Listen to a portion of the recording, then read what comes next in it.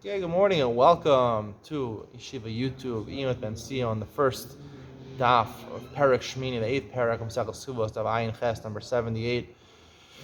The Mishnah talks about Nichse Malug. Nichse Malug is property of a wife that she does not include in the Kesubah. She does not explicitly state that she has in the Kesubah. If she states she has money in the Kesubah that she's bringing into the marriage, if it's money, he has to guarantee her the marriage of dissolves. Either he dies or he gives her a get. He has to promise to give her a half more, 50% more for money, and 1/5 less for movable objects, which go down in value.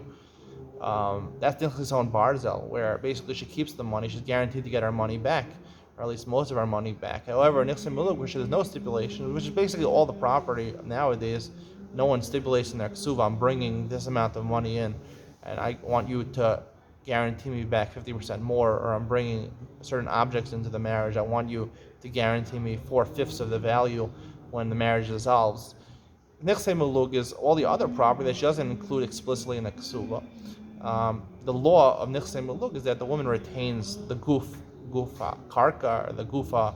It both applies to real estate and to movable objects. The actual object, we'll discuss this more, belongs to her even throughout the marriage. However, the payros, the dividends, or whatever things go up in value, the husband eats and he enjoys. He doesn't have to return it. He has a field, and the field has orange trees. He can take the oranges. That's the literal translation of payros.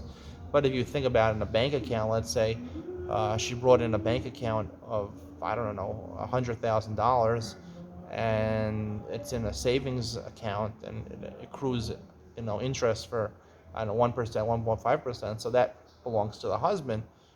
Similarly, she has stocks, and there's dividends on the stocks, or even the stocks were to go up in value, those would be payros probably. Those would go to the husband. Similarly, if she has an expensive car, an old, I don't know, Lamborghini or something like that may be going up in value from the 1960s.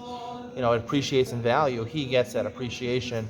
That's considered payros. However, the Lamborghini remains in her rishus. Our mission discusses if she wants to sell it. She wants to sell this property, this Nechsei Malug. Is she allowed to sell? So the first halacha in the Mishnah is that she has property before Erusin. She has property before Erusin. And then they got engaged. And then she wants to sell it during the Erusin, during the engagement period, before the marriage. So according to everybody, she's allowed to sell even the l'chachila. A husband can't take anything back. He can't take the goof. He can't take the payros. He's not entitled to anything. Even when they get married, that money or whatever she sold is completely lost to the husband. However, the second case is if she got property, she inherited property, or she made an investment, she bought some real estate during the engagement, right? So, and then she tried to sell the property. She bought a house and flipped it during the engagement. During the 6 weeks of engagement, she flipped the property. So everyone agrees, but the evidence is a good sale. The husband can no longer revoke the sale or take the payrolls to do anything. However, Beis Hillel says she shouldn't be doing this. She shouldn't be doing this. But the evidence, everyone agrees it's valid. She shouldn't be doing this. So the Gemara says, what's the difference? The Gemara starts with Maishna Reisha, the low pligi. Maishna say with the pligi. Why are Beis Shammai Hillel? And Beis Shammai says in the second case that even in that case she can sell even the chadchila. So what's the difference in the two cases? Why in the first case is everyone agree you can sell chadchila, and in the second case it's only b'di'evet, right? At the end of the day, right? If you assume mashakana isha kana baila, whatever the woman owns, the husband owns. So if Erison is called Safek Nisun, if we assume, meaning we're not sure if they're married or not. So even if she got the property before the Erison and now they're engaged, so she was the husband's kona, at least misafek, whatever her property is. So the evidence shouldn't be allowed to be sold even in the Reisha, right? What does it matter whether she got it afterwards or not? So that's where Rashi comes in.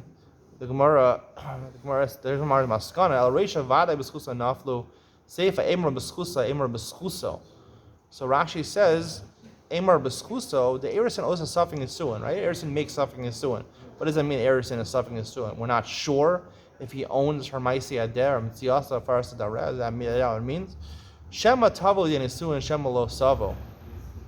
I think when he says that Shema, it might come with the Yisur, it might not come, it's really saying a big chiddush over here is that Erisin is not nisuin at all. He doesn't own the woman. The only thing the Torah says kinyan kaspo. When a Kohen gets engaged to a woman, like Israelis, she's entitled to eat truma at that time. The Rabbanan, they didn't allow it. The rights are because it's called kinyan kaspo. Avzu kinyan kaspo. The Gemara in Yevamos Darshans. He bought her. He was mekadesh her with kesef. So therefore, he doesn't own her. That's the point. The point is, Erisin doesn't make him own her, right? He owns her. The whole idea, mashakana, isha kana baila, only applies after nisuin. When the rice he's entitled to her ma'aseh, her wages. He's entitled to her payros, midal rice that we're going to explain, and he's entitled to her mitziasa, whatever she finds. He's entitled to these things on a dal rice level. They're abundant, they're masakin, that she gets certain things back after the marriage. But all these things only happen when he's kohen her and he's suing. He's kohen the isha. Now, when he's kohen her, it's not like an eved where mashakana eved kana rabo, right? He has a shibud on the eved's body, right? He owns the guy's body. A woman, he also owns her body, but it's ishto kegufo. They're like shutvim, so to speak, meaning their goof is together. We'll explain more the difference in isha and eved going forth. He does have a kinyan on her goof, but they're together in that kinyan on goof.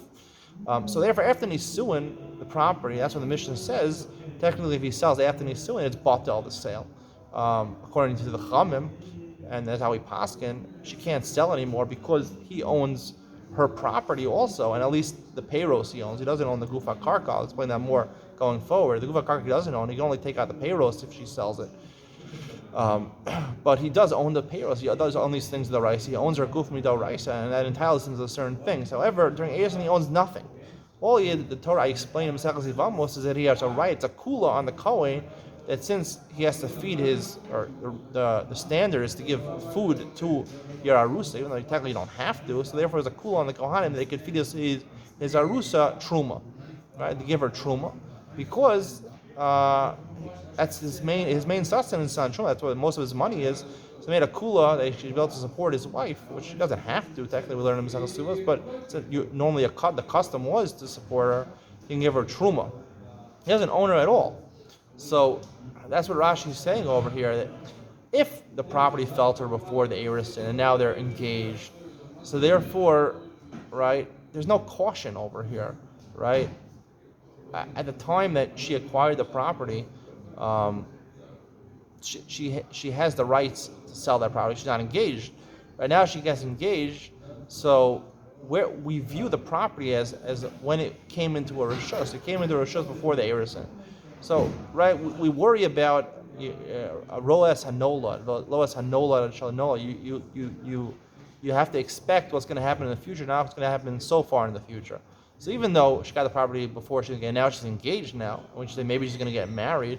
However, her rights to the property, we view them as they came from before the Eirus, and she got it before the Eirus.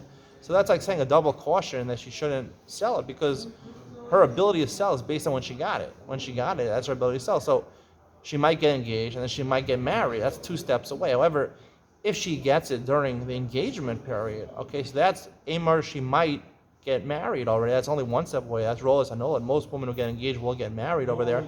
So therefore, Beis Hillel said, with caution, you shouldn't sell it because it's not right. It's not right to the husband because you might get married. You're negating what potentially the husband should be getting. It's like harama, it's like a trick. Midarabana, you shouldn't sell because it's probably going to get married. There's a chance you're going to get married, and you're going to abrogate this property, at least the payrolls from the Baal, which you should be getting. But if she got the money already before the Eirus, and even though now she's engaged, right?